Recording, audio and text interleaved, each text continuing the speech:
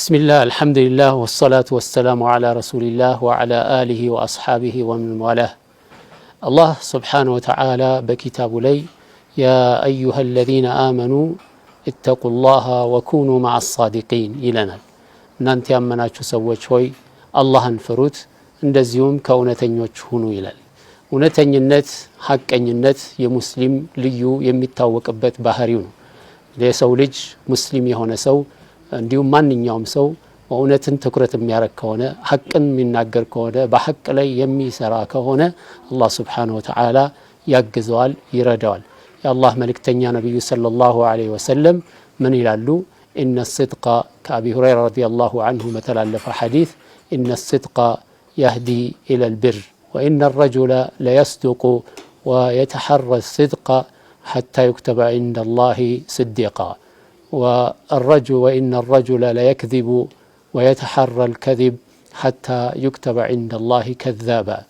بزي حديث لي الله ملكتني نبي صلى الله عليه وسلم من يقول إن الصدق يهدي إلى البر እውነተኝነት ወደ መልካም መንገድ የሚመራ ነው። ወደ ታዛዥነት ወደ መልካምነት የሚመራ ነው።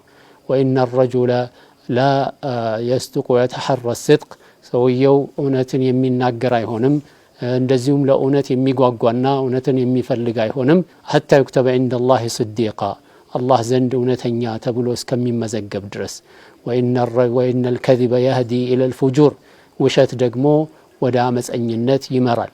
وإن الفجور يهدي إلى النار እንደዚሁም አመፀኝነት ወደ እሳት የሚመራ ነው። إن الرجل لا يكذب ويتحرى الكذب ሰውየው የሚዋሽ ከሆነ እንደዚሁም ውሸት ላይ ትኩረት የሚያረክ ከሆነና በሚናገርበት በሚሰራበት በሚገናኝበት ከሰዎች ጋር ሁሉ በውሸት ላይ የሚንቀሳቀስ ከሆነ አላህ ዘንድ ውሸታም ተብሎ ይመዘገባል ማለት ነው። እንግዲህ ይህ ሰው ውሸታም ተብሎ ከተመዘገበ يهدي للفجور እንደተባለው ወደ አመፀኝነት የሚመራ ነው። እንደዚሁም وإن الفجور يهدي إلى النار አመፀኝነት ደግሞ ወደ እሳት የሚመራ ነው ተብሏል። ስለዚህ በተቻለ መጠን ሙስሊም የሆነ ሰው እውነተኛ ሊሆን በንግግሩ በተግባሩ እውነተኛ ሊሆን በሙዓመላው ከሰዎች ጋር በሚያደርገው ግንኙነት እውነተኛ መሆን አለበት። እውነተኛ የሆነ ሰው ሁሉ ጊዜም አትራፊ ተጠቃሚ ይሆናል።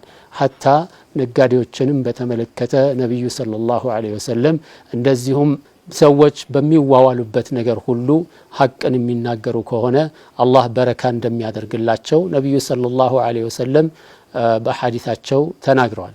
የአላህ መልእክተኛ ነብዩ ሰለላሁ ዐለይሂ ወሰለም አልበይዓኒ ፊል ኺያር ሁለት ሻጭና ገዢ በምርጫ ላይ ናቸው።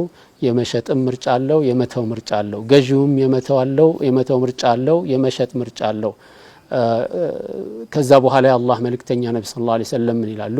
فإن صدقا وبينا بورك لهما في بيعهما እውነት ከተናገሩ እንደዚሁም ያለውን አይብ ችግር ካለበት እንደዚሁም የመናገር ያለባቸውን ነገር ከተናገሩ በመሸጥና በመግዛታቸው ላይ በረካ ይደረግበታል።